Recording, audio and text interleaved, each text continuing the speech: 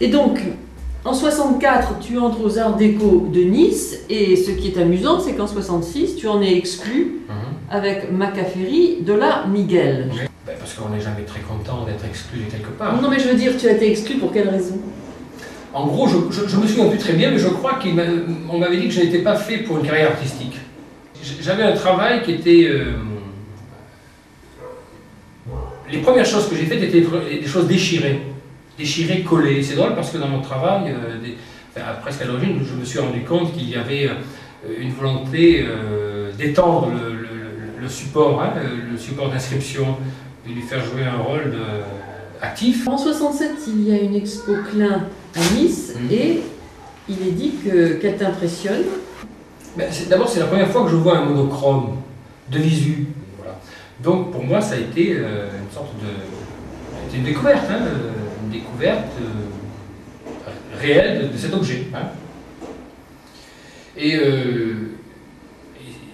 parmi les premières pièces que j'ai faites, pas les toutes premières, mais les premières, j'ai fait des pièces bleues, effectivement, où je mettais les... Je me rappelle, à 69, je trempais des tissus que je faisais sécher d'une certaine manière, à ce que d'un côté le bleu soit plus foncé que de l'autre côté, à l'intérieur duquel je venais découper des formes et que je faisais, que je dépliais sur l'extérieur en cascade comme ça.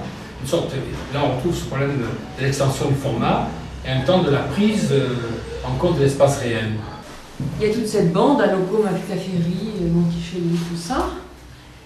Dola, j'essaie de faire, enfin j'essaie avec d'autres, j'essaie de faire de la peinture autrement à la limite que pouvait le faire le réalisme avec l'objet. J'essaie d'utiliser des éléments très simples qui constituent les bases de ce qu'on appelle le pictural, la toile, la couleur. Mais avec le recul, je m'aperçois encore une fois que j'ai ce souci à la fois de faire participer le lieu de l'inscription, mais de le rendre actif, en même temps que de construire le format. Ce qui me semble propre à Nice, c'est qu'il y a à un moment donné, en France, une concentration, j'allais dire, d'artistes, dans une période relativement étroite, qui cohabitent et qui appartiennent soit à des groupes, soit à des mouvements différents, et qui travaillent, qui se côtoient, dans des tranches d'âge différentes aussi. Et à la fois, il me semble qu'il y a là des interinfluences qui font que même si les gens se pensent en différence, on s'aperçoit qu'à un moment donné, pour certains, ce qu'ils pensaient comme une différence, ils s'aperçoivent que c'est quelque chose qui leur a servi pour construire une continuation et non pas en s'opposant. Je veux dire que dès l'origine, il y a cette volonté à la fois de partir d'un format et d'y inscrire une trace, et que cette trace transforme aussi le format. C'est-à-dire qu'à un moment donné, il y a un dépassement du format et construction de notre format. Il y a eu ça dès l'origine.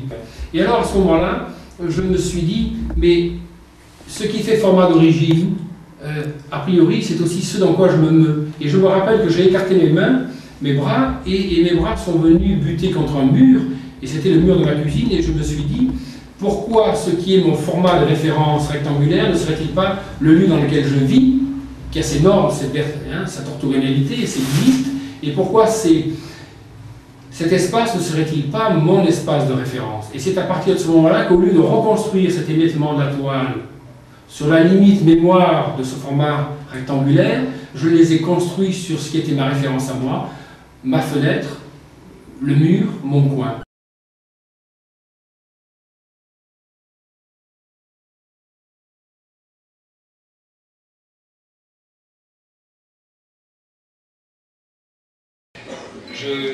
Comme elle le disait,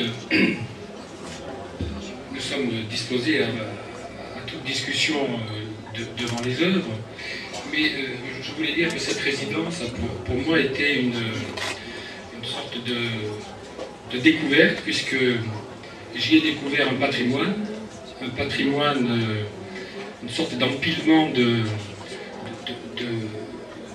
moments historiques, un peu comme le sont nos espaces urbains, à savoir cette discontinuité qu'il y a avec les époques. Et c'est un peu ce qui a décidé mes partis pris à l'intérieur de ce travail que j'ai réalisé.